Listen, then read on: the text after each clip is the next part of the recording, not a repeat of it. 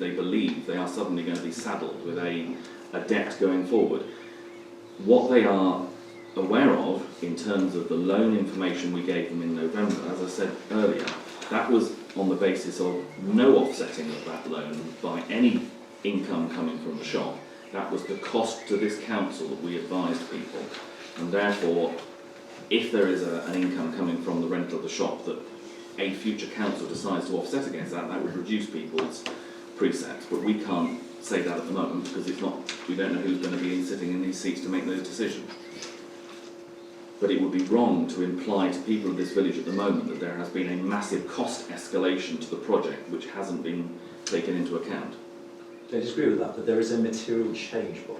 There is a material change to what we spoke to the villagers about from last year at the consultation event that I attended. Melina?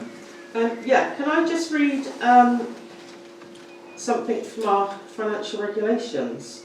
14.3.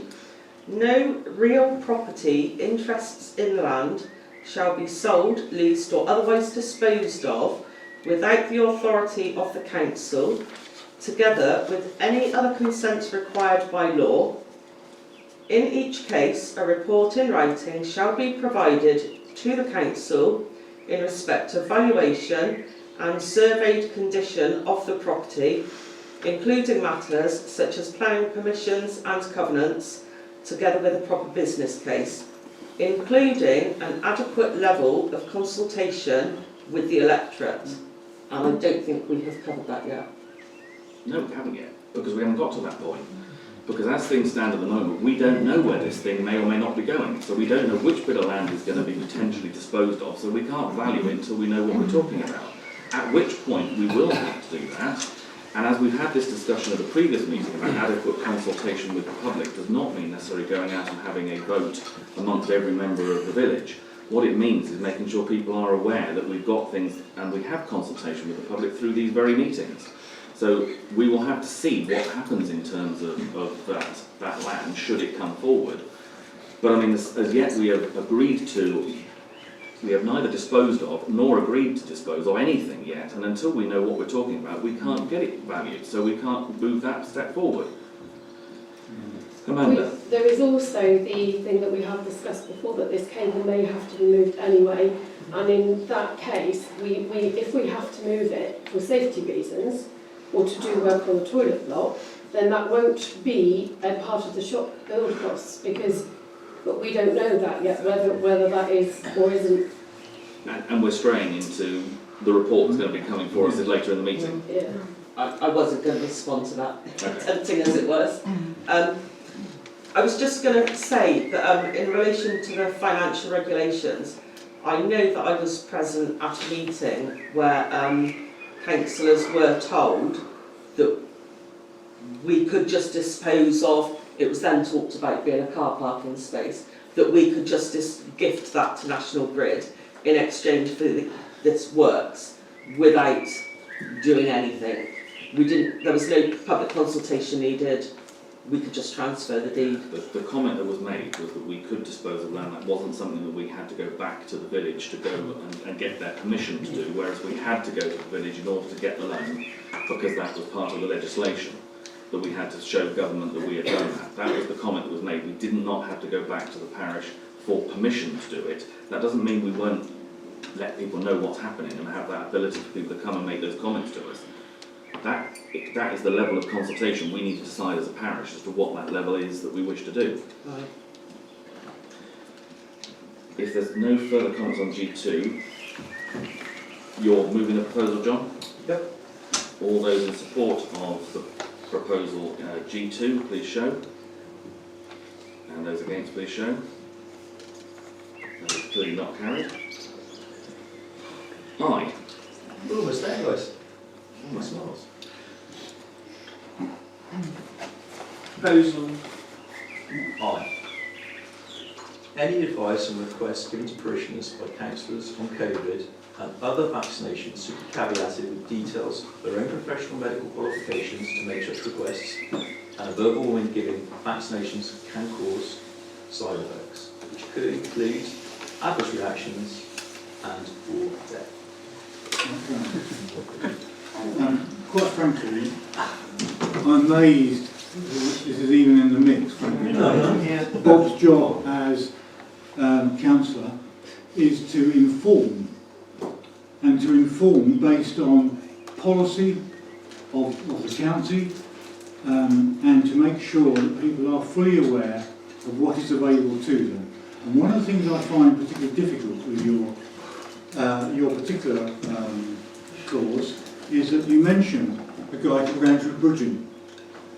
Now, Andrew Budgeon has been expelled by the Tory party, and quite frankly, to use Andrew Budgeon as a reference point to your particular proposal, I think is frankly appalling. Actually, if I'm honest. I hear your opinions, Owen. He wasn't expelled when I wrote it, and he himself has been prepared to put his head above the parapet and argue his points. I am not an anti-vaxxer, by the way. I find it very strange in a parish meeting that we are talking about COVID vaccinations. I don't see it as any of our business.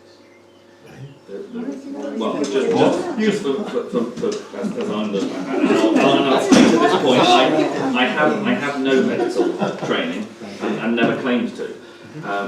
What I do as Owen said, is I will advise people the information that comes out, and what was advised with regard to the COVID was I reported the fact that there were vaccinations that are going to be made available for people over 75 from the middle of April through to June, and you should be aware that they will probably be being called by your GP. I did not advise people to go and necessarily get a jab. It was advised that's there. It's not my job to advise people about their medical situation. All I was doing was making people aware that that was available, and if they choose to go and get vaccinated, that's up to them. If they choose not to, equally up to them. But without having too much debate about AD. I think it should be thrown out straight away. It's pretty ridiculous. Okay. So we've It got is, honest to God. I'm John. sorry, Bob. I'm sorry, Chair. but- John, do you want No, I think we should there. I think so, Bob. Okay, all right. Right, in which case, thank you. We'll move on to item 6, which is approve and sign as a correct record the minutes of the previous meeting. You all have circulated to you. Are there any amendments to those minutes that anyone wants to propose? If not, can I have a proposal? They are ensured as a record. Colin, second. All those in favour of me signing them as a true record, please show. And those against, please show. And abstentions.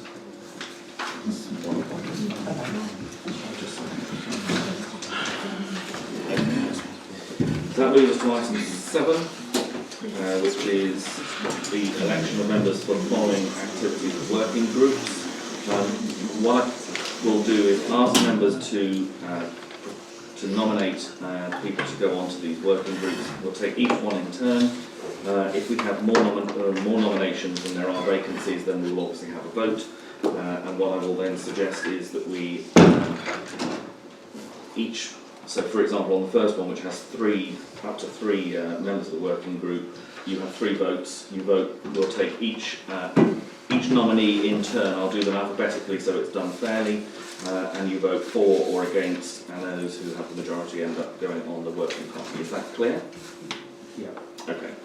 So if we move then to the first one, which is the footpaths working group, are there any nominations, please? I'll nominate Amanda and Aid. Okay. Okay.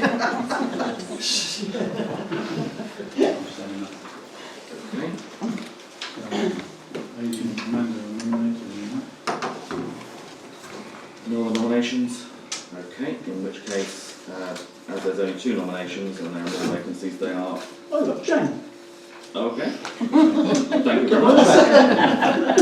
Thank you very much. So we have 3 nominations. Okay, so there are 3 nominations for 3 positions, therefore I think we can choose say they are appointed. Yep, okay. So if we move then to the planning working group, which is why I threw everybody, because I picked the wrong one first. Sorry. Okay, so planning working group, that's again 3 members. Are there any nominations? Malcolm? I would propose Colin, David and Jane. Okay. Any other nominations? No, in which case, again, 3 nominations, 3 vacancies, so they are duly appointed.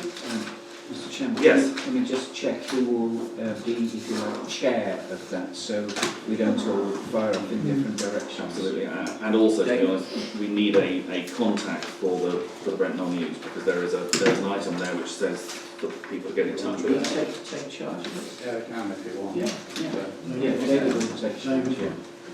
No problem. Okay, so the next one on my list here is Highways Working Group. Any nominations, please? I suggest Morecambe and Aid. Okay. Any other nominations? I'm not seeing any. So in which case they are duly appointed. Next is the Staffing and Audit Monitoring Working Group. Again, 3. Any nominations? I'd like to Amanda? nominate Colin, Tracy and Bob. Any other nominations? No? Okay, in which case they are duly nominated and appointed.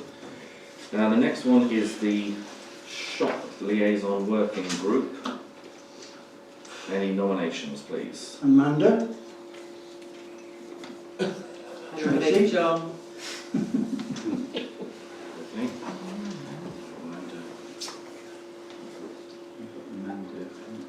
I think. So Amanda was... Did you put John? I said John, yeah. Okay, so Melina said John, David, David and Tracy. So that's 4 nominations, is that right? In which case we will have a vote. So let me just work out who we've got in, what the alphabetical order is in terms of... So Shop Liaison, John, Matthews, Tracy, David, Ross, Amanda, Reason. Okay, so in alphabetical order, the first one then is David Knott. Those in support of David, please show. Okay. Then in favour of John, please show. Okay. Amanda, please show. And Tracy, please show. So that is clearly then it's David, Amanda and Tracy are appointed. Okay. Then the next one on our list, I think one is I need to refer to you, Owen, the payment signatories. Those are people who are authorised to sign the bank. So Payment signatories currently are Colin, Bob and Amanda. We will want to add to that, perhaps by 1 or maybe 2, but we can deal with that when we have our first. It's John one at the moment, isn't he? But he's had some trouble. John, I think. John is not. Never got to the bottom of the bank. No, John is not. Okay. So we've got 3 basically at the moment, which is sufficient, but we ought to have a 4th. You know, the old proverbial falling under a bus thing, you know, it's nice to have a bit of backup.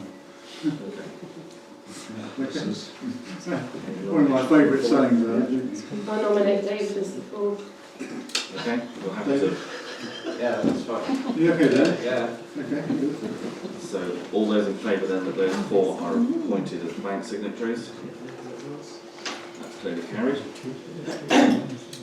Self-representative, to be honest, this hasn't actually needed doing it because they cancelled the last meeting. It was only one in the year, so it might be worth us just finding out from South whether they are going to be continuing wanting a representative. And then the final one we've got is Building Working Group. Any nominations, please? I'd like to nominate Bob, Colin and Malcolm. Any other nominations? Nominate John. Okay, I'd Melina. like to nominate Melina. Okay, so let's get that sorted out. So we've got 5 nominations, which is buildings of Bob, Melina,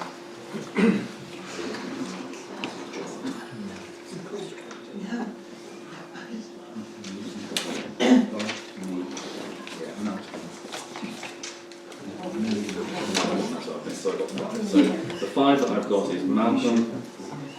There were 5 nominated, so it was Malcolm, Bob, Melina, John and Colin. So again, we will vote in alphabetical order and you vote for those who you wish to nominate. So, Malcolm, those in favour of Malcolm being on the buildings group, please show. Please show again, just so we can get a count. For myself, Bob.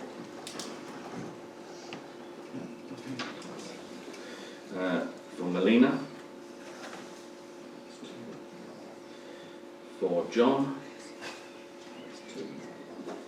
And for Colin. And vote for myself. So that is the three that have the majority then are Malcolm, myself and Colin. So that is they're appointed.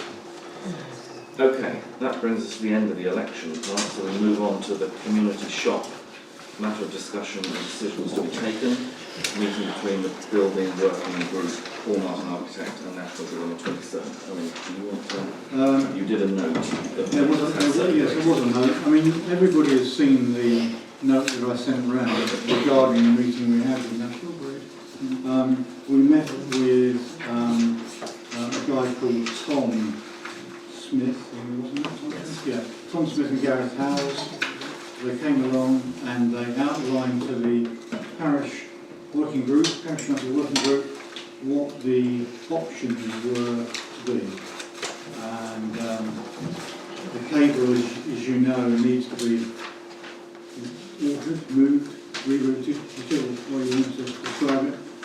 And the options for rerouting were to site a substation, option A, 3.2 metres wide by 2.3 metres deep and 2 metres high, in a plastic glass fibre green sealed and locked container on the front left-hand car park area corner near the flagpole.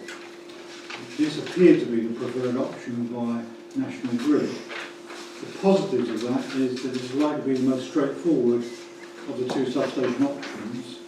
It has easy access for installation and future maintenance, and it's direct from Brent Street with earthing issues. So that is the positives. The negatives are we lose possibly 1 or 2 car parking spaces being given up in good title transfer to National Grid through a legal transfer. Option B was to site a substation on the rear of the village green, immediately behind the current shop water cabin. This option was marginally less favourable by National Grid.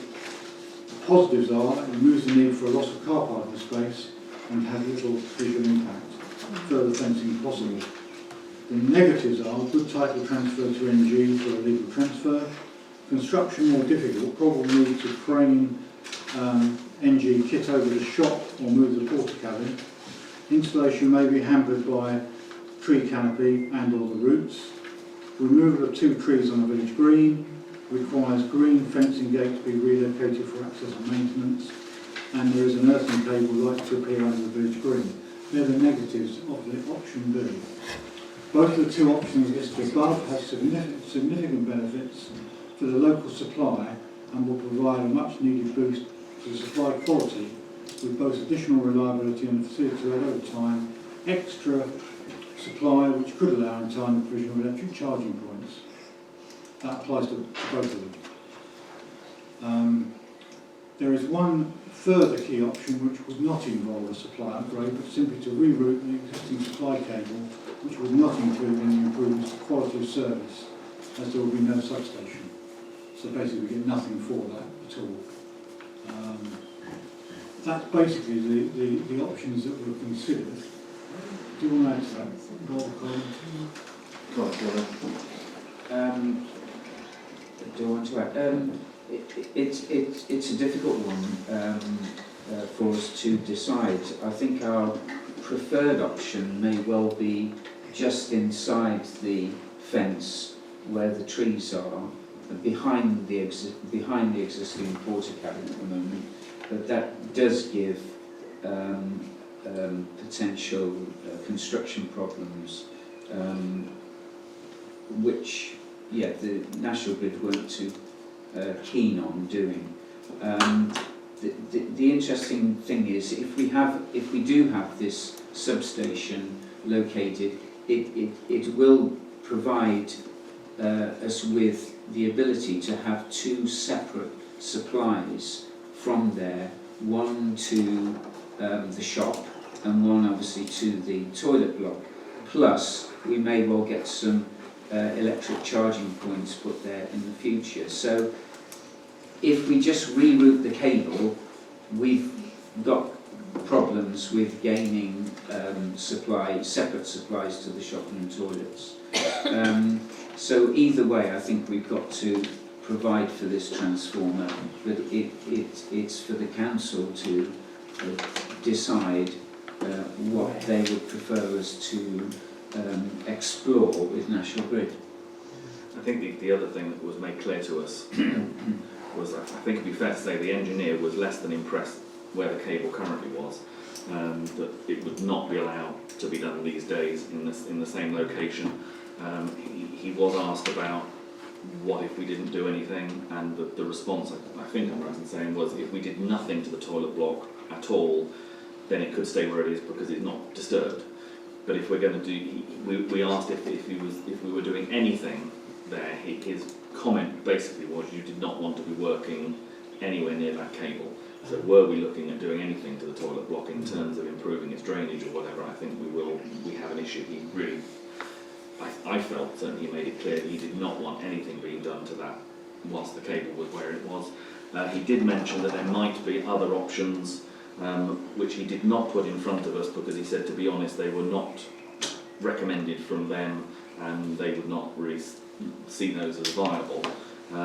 So the options that Owen has been through of the two with the substation and the one simply rerouting it were the more viable options that are around. And I think the other comment he did make to us was that ultimately National Grid are the people who know what they're doing with cables, and they will consult with the parish, but they don't expect us to try and be designing the scheme for them because we don't know what we're talking about, and they will be able to tell us what the options are, and then we get to see where we go. John? I was at the meeting. I recognise what you just said there, Bob, on other options, but I'd just like to really clarify that there are other options that weren't discussed. National Grid very clearly said, and Emily was at that meeting as well, there are other options that could come into play if this council, say, wished to explore them. They would include potentially not having a transformer on the land to my left. Any other comments or questions that members have? Yes, that is quite right. That was his throwaway sentence right at the end of the meeting. But can I just clarify for the members of the council, this work is being undertaken completely free of charge. The only cost to the parish council will be constructing a trench, digging a trench, roughly 60 centimetres deep to a metre deep, so that the cable can be properly laid. That is our only cost. It's not a significant cost. It's cost that can become within our budget and is perfectly achievable. But I agree with John. He threw this comment away. And Melina and John did latch onto it, and I think we probably owe a duty to explore that, given that throwaway comment. But if that throwaway comment doesn't bring any good news, then we've still got to consider where we place it on the card. And it was a complete throwaway comment. And John? Thank our ex-chair for recognising that. I would counter what has just been said there, that this is a deal to be had. It involves a deal with National Grid, and it involves land and access rights. I think it is, I want to put it on record, that is my understanding. I'd like to put it on record that that is not a strict interpretation. It's your interpretation, but not in reality. It is my opinion. That's fine, and members are entitled to their own opinion. Thank you.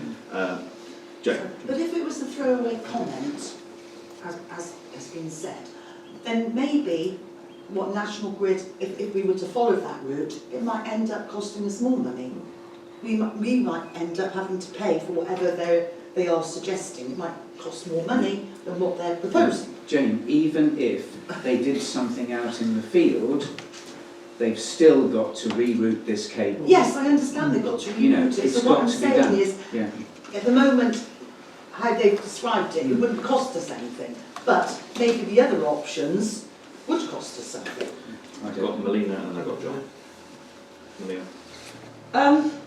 We've just heard again that this cable must be rerouted, and I mean, we've heard this for months, that if not now, at some point it must be, and I asked National Grid that very question, and they were absolutely clear, this cable does not have to be rerouted at all, at any time.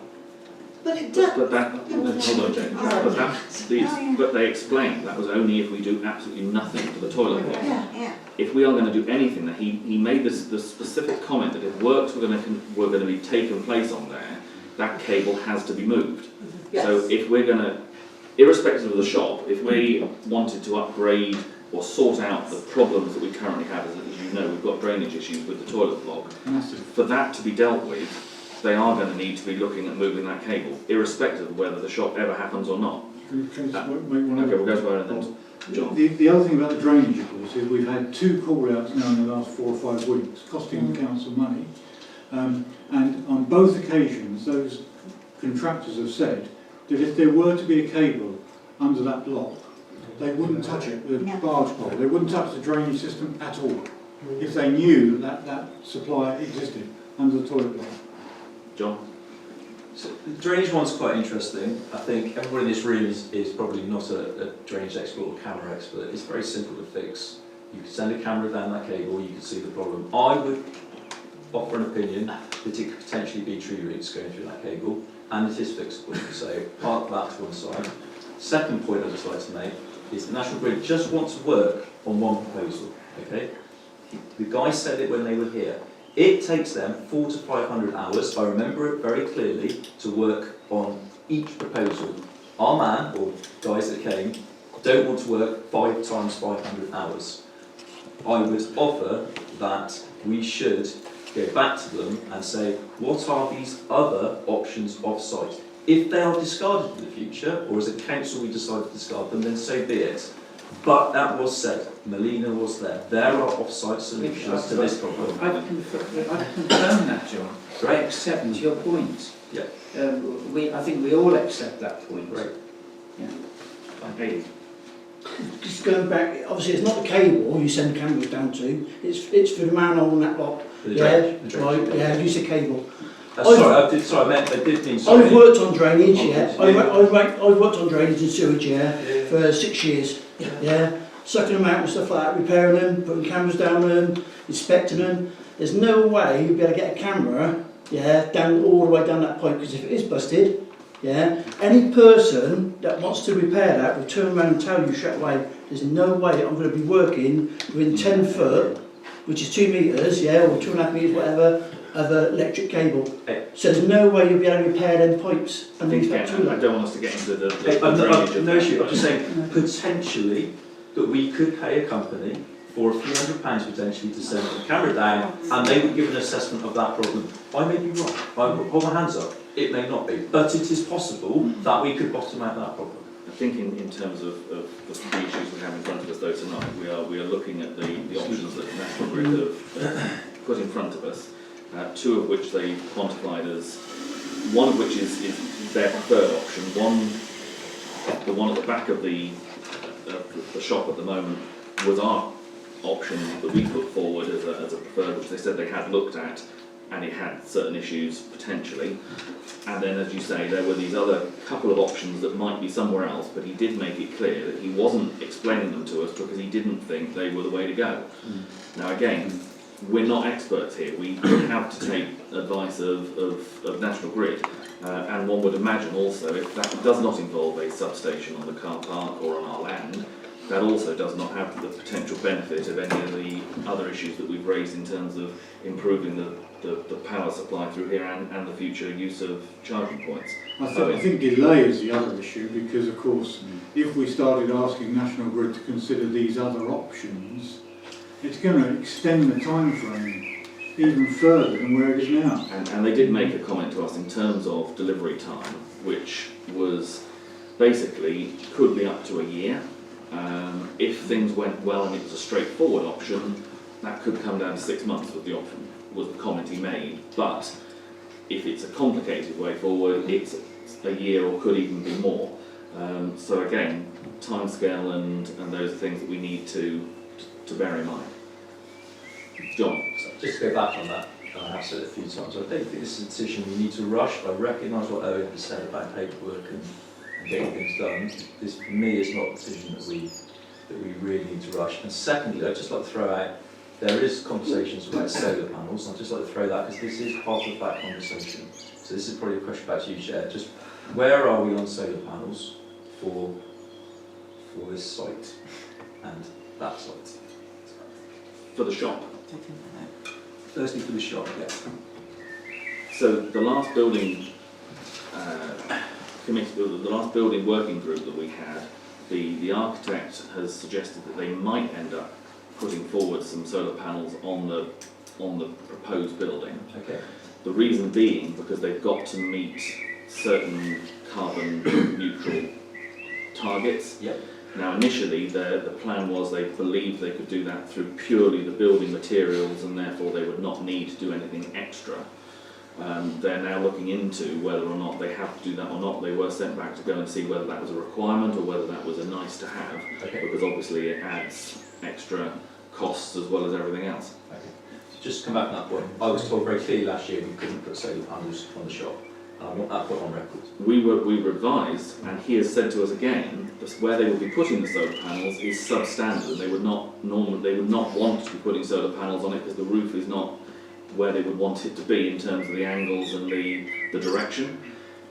What they're saying is because of building regs, they may now be forced to put them on there, not because they're going to generate a great deal of power, but because they will simply mark off the box to say they've done their bit to try and meet climate change.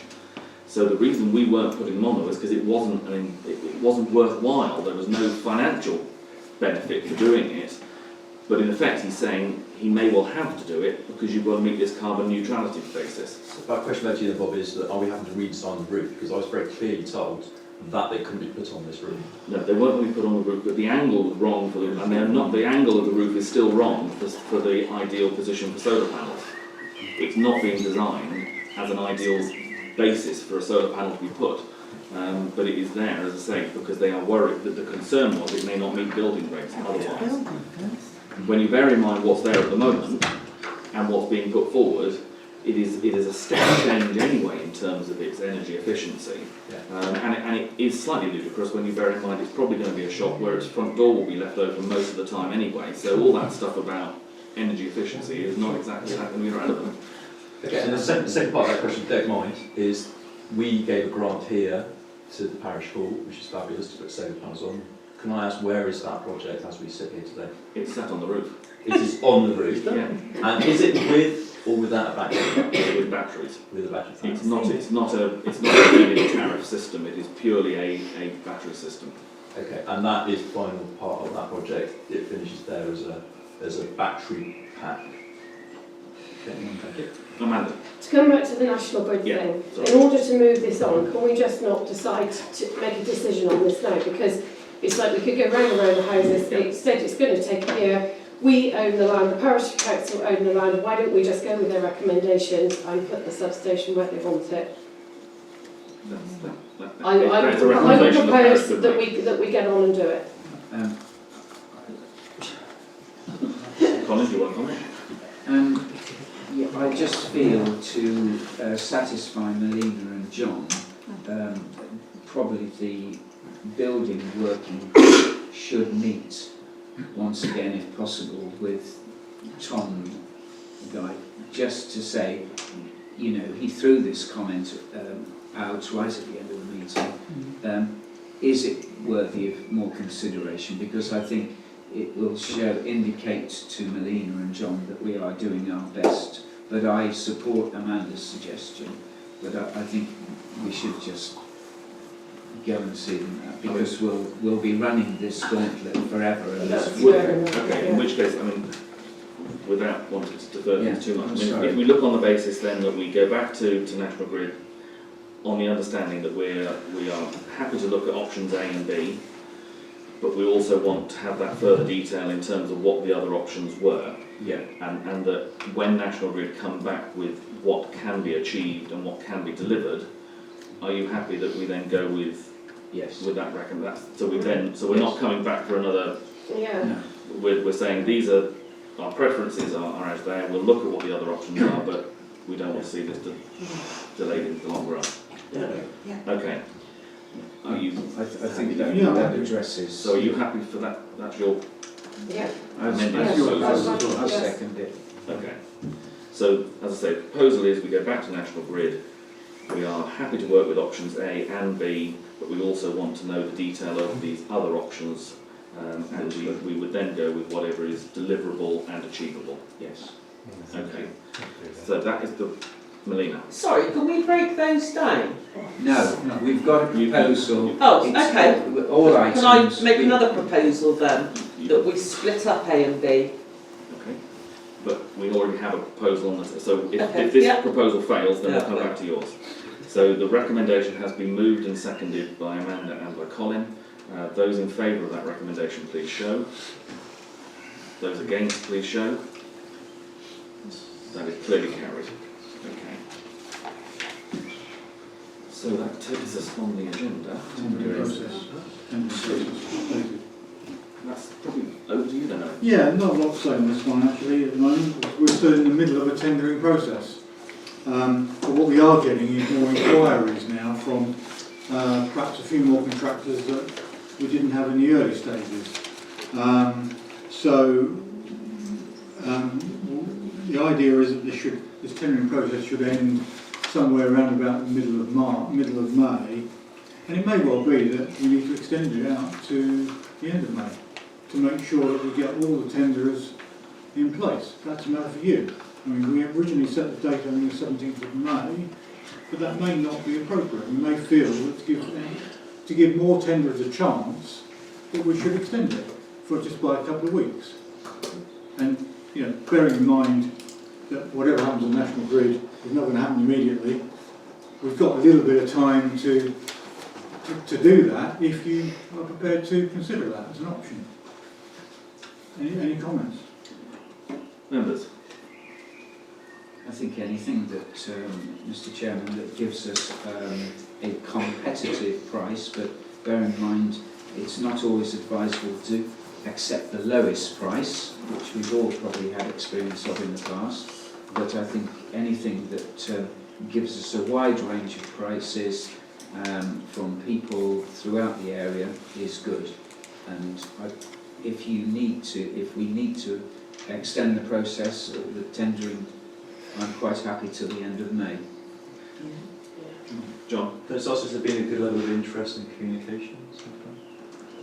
Sorry. Can you ask if there's been a good level of interest in communication, just very generally, the question? Yeah, I mean, you know, we've got quite a lot of parties who are interested. Some have had packs, some have not requested packs. Yeah. Some have had packs and decided not to pursue it for a whole range of reasons, usually because they've got too much work. We have one contractor who's booked up now till autumn to 2024, so clearly he can't look at this particular option, but there are others we're still waiting to hear from. So there are, you know, we're still in that kind of, you know, midway process at the moment where we're looking at all the options that we've got, so that they can come back to initially the buildings working group to have a look at the tenders when we have the cut-off date, and then bring it to the council for firm decisions. That's the plan. And I can't give you any more information than that. So I guess as things stand at the moment, we've got the 17th is the current. That's the current one, but I'm suggesting we go to the end. Are members happy that we extend that to the end of May? Yes, I would like to propose that we extend it to the end of May. All those in favour of that, please show. Yeah. Excellent.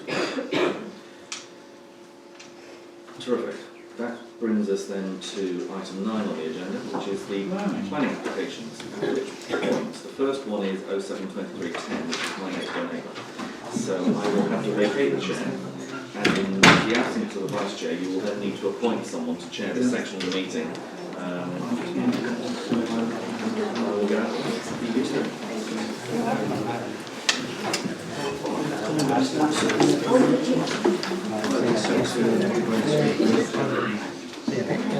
We didn't exactly do it, so Colin takes the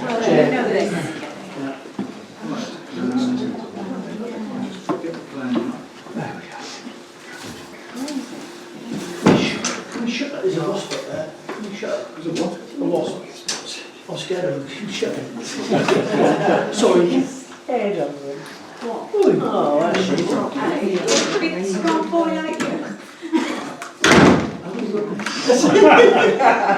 That's for the TV.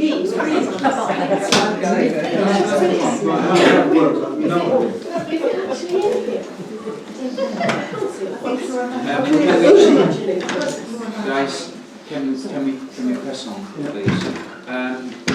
Melina, are you doing this? Is any of the planning group prepared at all?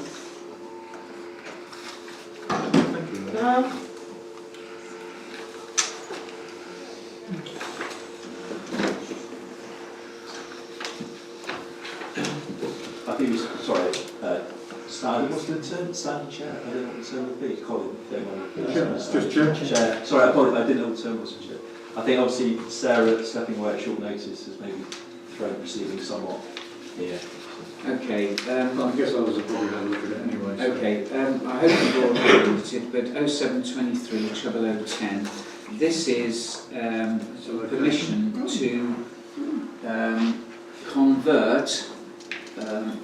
This is it here.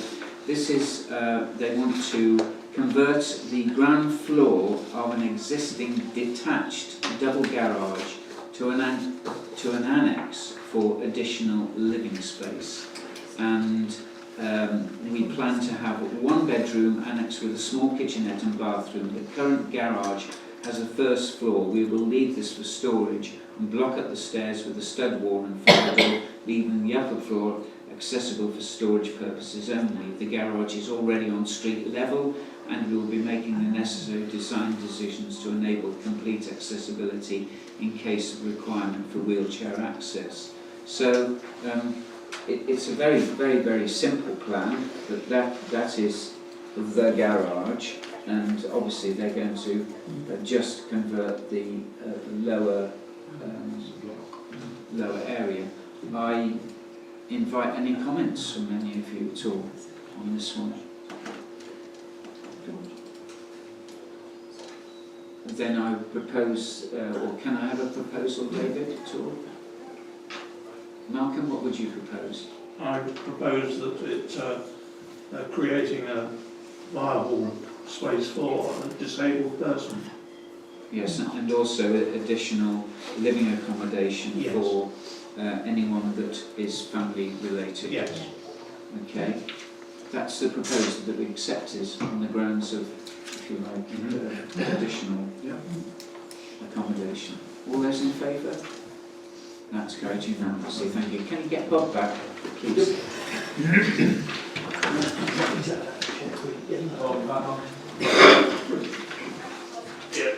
Oh, I know. Shall I go out? Yes, Tom. So I know this one. It's musical chairs. Right, this is planning application 0723 00011. Planning application for a change of use from holiday accommodation to full residential use. There exists a condition attached to the 1991 planning application which granted consent for the conversion of the original barn adjoining the farmhouse. This is as follows: that the property not to be used for holiday accommodation for the period January the 10th to February the 10th in any 1 year. That the property not be let to an individual or family for a consecutive period exceeding 3 months. The first condition is a condition believed to be applied to all hospitality at the time for whatever reason and is simply out of date for today's use classes. The second condition, again, is outdated. The criteria for furnished holiday accommodation requires that the property not be let to the same occupant for a consecutive period in excess of 30 days. It is therefore considered neither condition is relevant or applies to the property today. However, given this matter was raised by an interested party and not by the applicant, it was suggested by the local authority and proposed by the architect to apply for full residential use for the property, which is the purpose of this application. No works are required as part of this application. It relates solely to the use class for the property as a result of this irregular 1991 condition. Any comments or questions from members? I see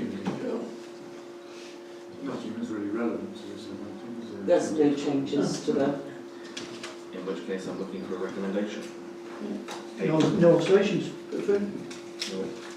Okay. Everyone in support of no observations, please show. Is that everybody? I think, was that everyone voting? Can you just put your hands up again?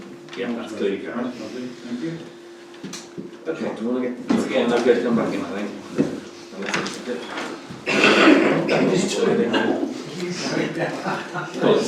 Was it just on 11? Just stand here and just kind of look. Not on... No, that's fine. It's just the form. Did you want to comment at all to... Roger, do you want to Tell us behind you. Yes, I'm feeling guilty actually. Okay, just hold 1 minute, just again, so normally what we've done is allow people who have got a planning application or want to speak on the application to speak when we get to the planning part. So, as I said, if you'd like to make a couple of comments, Yes, and I'll then try. we'll Yeah. go back into session again. Yeah, sure. I just wanted to give a little background actually to Marion and I wanted to our thoughts behind the house that we're looking at, and hopefully answer any questions while we're here. Background: we lived in the village for 23 years. Marianne grew up in the village. We live in a 5-bedroom house with a large garden. It's challenging, with 8 acres behind, so we're looking to downsize. Our children moved out some years ago, and we're keen to see the house, to release to a family again. We've been unable to find the right property in the area, and it struck us that we could build a 1-bedroom, just one building, 3-bedroom dwelling on this small piece of land that we acquired about 6 years ago. After all, if we moved and sold the house and the land, there's no doubt that a developer would probably want to build a couple of houses, detached houses, with little regard to the neighbours, I'm sure. By contrast, we're looking at just one house designed to fit within the contours of the land, and with low impact on the neighbours, by sinking the bottom floor into the ground.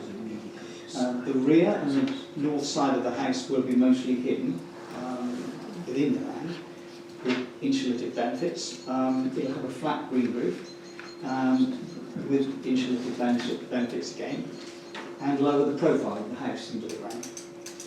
We're looking at making it energy efficient as possible, with ground source heating and trapping rainwater.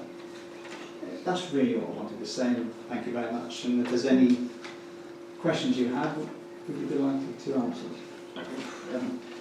Chair, Roger, on the comments, there were the silver birch trees that Yes. line the road. It's the arboreal Yeah. report was saying, you need to decide how you're going to manage those trees. Have you addressed that yet? Yeah, there's within the Owen Yes, had I've got it. an email with the You see it somewhere, actually. I know which one it is, actually. Yeah. TPP, that's the one. Yeah. So you can see the red line, I think. It's, Yes, we've recently had a tree specialist to do a survey. So the report was sent to Jeanette, and I think you all have a copy there as well. You're keeping them. Oh yes, Yeah. yeah, yeah. Oh yes, yeah. Yeah. They're just. You can see the red line is just the line at which you cannot build beyond. So the turning bay itself even just fits within the line that we would be allowed to build, given the root structure of the trees. So Melina, definitely retained, yeah. want to say anything? Okay. Mr. Chairman, this is, I've looked at it, and it's an exciting development, to be honest with you, and will not stick out, as, if you like, for want of a better word. It's moulded into the hillside. I think it's a jolly good result for that piece of land which has been there. So I would propose that we support this application on the grounds that it is providing a suitable property for the area, or additional housing for the benefit of the village.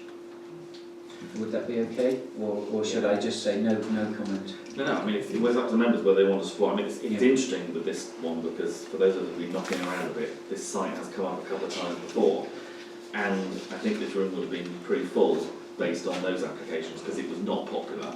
It was sticking a standard potential house just on the ground, and this they've obviously made every effort to keep it as low as possible to take into account the neighbours, and certainly, as I say, there were strong views about previous potential developments. The one thing also that has changed recently, in the last couple of years, is this land is outside the village development boundary, but for a self-build, for someone who wants to have it built for themselves and then live in it themselves, you can do that next to the boundary, whereas previously, if you were outside the boundary, you couldn't develop. So, again, policy has moved on, the design has moved on, and it's not got the right picture up again, but the other one, I mean, it's quite Yes. Well, the aesthetics Amazing. are very tasteful. Yes, it's in in keeping. yes, it is in keeping. Yes. It's very Yes. So you've got those, that's part of your That's my proposition. proposal. Yes. Okay, so as I said, the recommendation was to support on those grounds. All those in favour of support, please show. Okay. That's clearly carried. Just for clarity, I'm not voting from the chair, because if I do, potentially, if this did end up a committee, I've committed myself here, so hence I'm not expressing a vote on any of these. If I do so, then I will have to rule myself out of the committee, which might crop up. Okay, the next one is 6 Church Lane, application 00013. Sorry, Chair, do you want me to get someone back in or not? No, David. Yes, thank you. I was so used to seeing that. Thank you. Having, yes. He's just waiting outside. Sorry, David. Having been left out, then we We're on master report now, David. So. Okay, so we're moving on to number 13. 6 Church Lane. Any There it is. comments on this one? Melina, did you want to say anything on this one? This one's just to determine whether approval is needed. Yeah. So, yeah, so as you say, I mean, to some extent there's no need for the parish to comment on this one. What will happen, as Melina has said, the officer will have to decide whether what they've applied for is permitted rights. If it's all okay, we'll never see it again. If it isn't, there'll have to be a planning application, and then we'll get it back before us then. But so we're notified of it, but we don't need to express a view, and whatever we do wouldn't change the process. So that takes us to number 14, and the land to the west side of Vol Road, Mark. Melina? Right. This is for a travel site for mobile homes, stables, day rooms, touring caravans.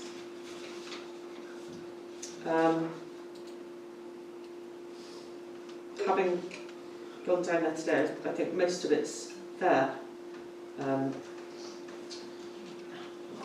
So I think there are some errors in the application because I think it should be a retrospective. Yeah, I hope you've all had a look at this one. Any other comments? Have you seen the comments? There are comments that have been sent out, concerns by residents, and yet I've got one here that supports it. Looking at it, the proposed trailers, is that trailer? Yeah, proposed mobile homes are purple, so there's one at the top and one at the bottom, and then you've got a day room in blue, and then you've got four touring caravans. Is that the maximum that can be allowed, or I just felt it was a bit of overkill, to be honest with you. To be honest, there's no set limit. That's the whole point of why they're going with a planning application. I mean, it's normal for travel sites these days. The format of a couple of caravans, a mobile, and a day room is the normal And the setup. stables. I think there's stables. Yeah, they're going for these down here, which is I think stables and a barn. And a barn, yeah. But yes, I mean there's nothing to say they couldn't have asked for more on there if they wanted to. Whether they get it or not is another matter. But there's no limit to say that's the number that they have to go for. No. Malcolm, What is there at the moment? What is that land used for? well, as Melina said, prior to the works that they've carried out, it was agricultural. The works, whilst as Melina said, the application states that no works have taken place when the application was submitted, which probably was true at the time it was submitted, but rather than waiting for it to be decided, they've gone ahead and done it anyway. And also they claim that there's no works required for the access. Well, this access that has gone in is certainly fairly majorly different to what was there originally. They have created quite a large access. So there are errors on the form itself, which wouldn't in itself invalidate it, but it would do no harm to draw it to the attention of the planners. But as has been said, there are a number of concerns also about the fencing that's gone round as to whether it's in keeping with the rural setting. I think we've had some correspondence relating to noise, lighting and ecology concerns as well, which are certainly valid issues, and that the officers at the new Somerset North will have to take into account, plus the flood risk that might be caused by any works that Mr. Chairman, I propose that we refuse this application based upon, I do feel there might be a bit of overuse with the number of touring caravans. There could be more touring caravans. You've mentioned works that have already been carried out, fencing, lighting, noise. There are residents who are expressing concern, albeit there's someone here who's supporting it, but I would suggest that it is refused on those grounds. Okay. Any other comments or questions? 80 seconds, thank you. All those in support then of refusal, or recommending refusal for this application, please show. And any against? And any abstentions? Okay, thank you. So that brings us to the end of the planning section. Owen, there's policy review and adoption. Yeah, at this time of the year, in May, we normally review our two key documents, which are the Code of Conduct and the Standing Orders. Now, there are no changes this year against last year, so the parish council, let's talk about the Code of Conduct first of all. It's an LGA Code of Conduct, which we agreed last May, has gone through the year unchanged. We've not been given any new versions of it, and it's just a question really that we need to adopt it annually to make sure that we comply. So what we're looking for is yes, or any concerns on the Code of Conduct that you don't feel happy with. I mean, there's not much we can do with the Code of Conduct. You can't change it really. You can mess around a bit with it, but it's not normal. Mr. Chairman, can I propose that we accept our existing Code of Conduct, we accept our Parish Council standing orders and we adopt them, and we accept or re-adopt the filming of our meetings policy. In other words, we accept all three. Okay. All those in support of that, please show. That is unanimous. Thank you. Thank you very much. One of the things is we have a number of documents that will need to be re-adopted over the coming months. The plan was to bring a couple every month, perhaps 2 or 3 a month, to get them up to date. Some haven't been